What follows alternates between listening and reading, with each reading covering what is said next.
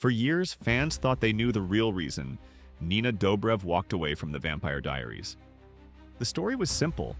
She broke up with Ian Somerhalder and things got too awkward to continue. It was the rumor whispered across fan forums, repeated endlessly in entertainment headlines, and cemented in people's minds as fact. But now, the truth has finally been revealed, and it has nothing to do with romance.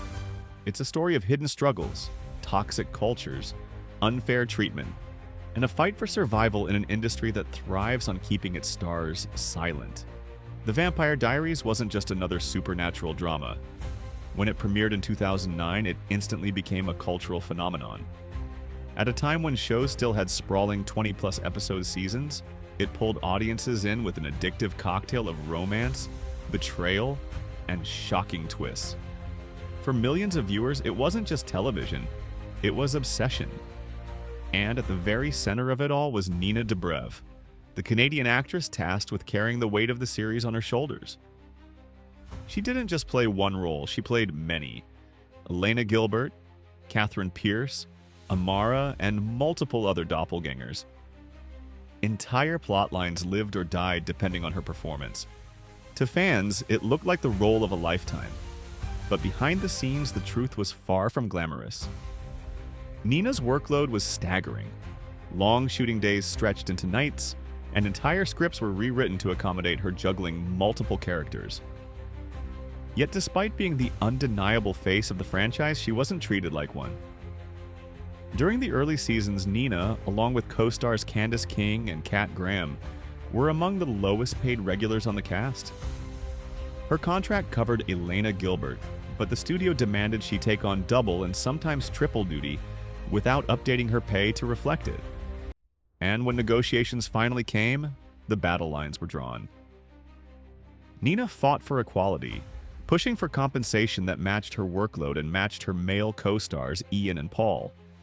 But according to her and multiple accounts from insiders, the studio resisted. Executives didn't just deny her request, they tried to control the very scripts to avoid giving her additional scenes as Catherine. Because every additional page meant more leverage for Nina to demand fair pay. Showrunner Julie Plec fought to keep Catherine alive in the narrative, but it was a fight against a studio that viewed its star as an expense to be minimized rather than the heart of the story. The irony wasn't lost on Nina. She wasn't asking for money out of greed. She wasn't demanding luxury trailers or outrageous perks. She wanted recognition for the work she was already doing, acknowledgement that she wasn't just one lead character, but 3 or 4, woven into every arc that kept the show addictive. To Nina, it was about principle. If she didn't stand up for herself, she'd be setting the tone for how women in her position could continue to be treated, as replaceable no matter how essential they were. Her breaking point came after season 6. Fans were devastated when her character, Elena, was placed under a sleeping curse, her fate tied to Bonnie's life. It was a clever way to write her out without killing her off, leaving the door open for a return. But behind that decision was a storm. Nina didn't just decide to walk away because of exhaustion or creative exploration. She walked because she refused to settle for less than she deserved. For years, the narrative had been controlled by gossip. Fans insisted it was the breakup with Ian Somerhalder that drove her away. After all, the timeline was convenient. They dated from 2010 to 2013, broke up publicly, and just 2 years later, Nina left the show. To make the drama juicier, Ian married actress Nikki Reed not long after, fueling speculation that the set had become unbearable for Nina. But while tabloids thrived on the love triangle narrative, Nina never wavered. She denied time and time again that her exit had anything to do with Ian. And now, with the release of the book I Was Feeling Epic, the truth is undeniable. Her departure wasn't about romance, it was about injustice. The revelations didn't stop there. Fans long believed Nina's brief return in the series finale was her way of closing the chapter without diving back in fully. Many assumed she wanted nothing more than a cameo, just enough to give closure. But that assumption has now been shattered. According to insiders and Nina herself, she actually wanted to return for the full final season. The only condition? she be paid fairly. The studio once again tried to cut corners.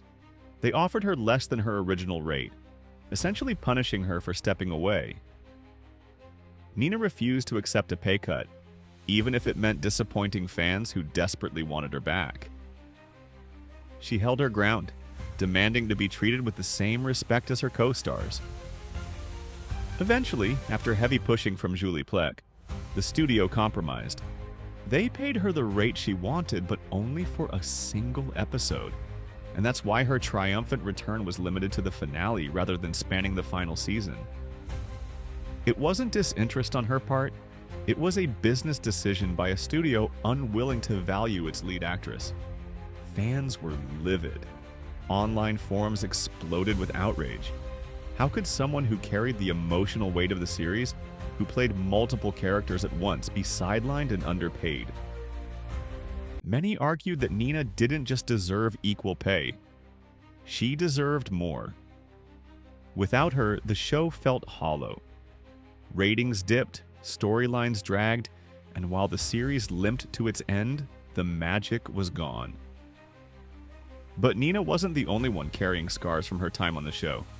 Kat Graham, who played Bonnie Bennett, revealed in the same book that her experience was tainted by racism. While Bonnie was beloved by fans, she was often written as the sacrificial friend, constantly giving up her happiness and even her life for others. Kat admitted that this wasn't an accident. It was the product of a writing culture that leaned on so-called colorblind storytelling, which ignored the reality of her character's identity and stripped away opportunities for growth and complexity. Bonnie's love life was barely explored, her independence rarely prioritized. For years, Kat quietly endured a system that refused to see her as more than a plot device. Looking back, she was candid. The show failed her. Julie Plec herself has since admitted that the issue wasn't handled properly. What was meant to be equal treatment by erasing race only ended up silencing it, leaving Kat to shoulder the disappointment of fans who saw through the imbalance. The revelation confirmed what viewers had long suspected, that Bonnie was marginalized not by accident but by design. The cracks extended even further. Ian Somerhalder, once hailed as the show's breakout star, confessed that the fandom's obsession with Damon and Elena nearly destroyed him. At first, the passion seemed flattering. Fans shipped Damon and Elena with an intensity that rivaled real-world sports rivalries. But over time, the line between fiction and reality blurred. Some fans became aggressive, harassing him, harassing Nina, and creating an environment he described as toxic and a cancer to society. He admitted that the negativity became so overwhelming, he lost his desire to act altogether. What should have been a career-defining triumph turned into a suffocating cage. For Ian, the problem wasn't just online bullying. It was the entitlement fans felt toward his personal life. His breakup with Nina was treated as a betrayal, his marriage to Nikki Reed as a scandal, and no matter how hard he tried to separate his personal world from his characters, fans refused to let go. By the end, he was miserable. When the series wrapped, he didn't just say goodbye to Damon, he said goodbye to television. Candace King faced a different kind of battle. During season 7, she was pregnant in real life while her character, Caroline, was written into a pregnancy arc. At first, she tried to roll with it, but when the scripts demanded that she act out intense hospital birth scenes, she put her foot down. The risk was too real. She had heard of another actress going into premature labor after filming similar scenes, and she wasn't about to jeopardize her health or her baby's. She demanded the production use a stand-in or rewrite the storyline. At first, producers pushed back, but Candace refused to budge. In the end, her determination prevailed. Movie magic and body doubles filled in the gaps, protecting her from scenes that could have had devastating consequences. Candace's story highlighted something that fans rarely consider: the pressure actors face to put their bodies on the line for the sake of authenticity. For her, the line was clear. No role, no storyline, no fan demand was worth risking her child. Looking back, she admitted the experience shook her, especially since she only received the script the night before filming. That last-minute scramble revealed just how little concern the studio had for her well-being. Taken together, the revelations paint a picture far different from the glossy image fans saw on screen. The Vampire Diaries wasn't just about vampires, witches, and supernatural drama. Behind the scenes, it was a battlefield of power struggles, financial exploitation, racism, toxic fan culture, and unsafe working conditions. The cast didn't just fight fictional monsters, they fought a very real system stacked against them. For Nina, the fight was about recognition and fairness. For Kat, it was about representation and respect. For Ian, it was about survival in the face of toxic obsession. For Candace, it was about protecting her family in an industry that often sees actors as expendable. And yet, despite everything, they delivered performances that captivated millions, creating a legacy that continues to spark conversation years after the finale. The irony is that the drama fans devoured on screen was nothing compared to the drama playing out when the camera stopped rolling. The show wrapped in 2017, but the wounds are still fresh. Fans are only now realizing the true cost of the series they loved so much. So, what does it all mean? Was Nina right to demand equal pay even if it meant walking away? Was Ian justified in calling the fandom dangerous, or did he go too far?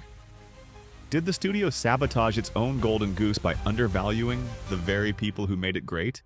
These questions don't have easy answers, but one thing is clear. The Vampire Diaries will never be remembered the same way again. Its legacy isn't just about vampires, love triangles, or cliffhangers. It's about the sacrifices, injustices, and hard truths faced by the very people who brought it to life. And maybe, just maybe, that makes it an even more important story to tell. What do you think? Should Nina have held firm, even if it cost her more screen time? Did the studio mishandle the cast from start to finish? And what lessons should Hollywood learn from the revelations spilling out now? The cameras may have stopped rolling years ago, but the drama clearly never ended. And if one thing is certain, it's that the story of the Vampire Diaries, both on screen and off, will haunt its legacy for years to come.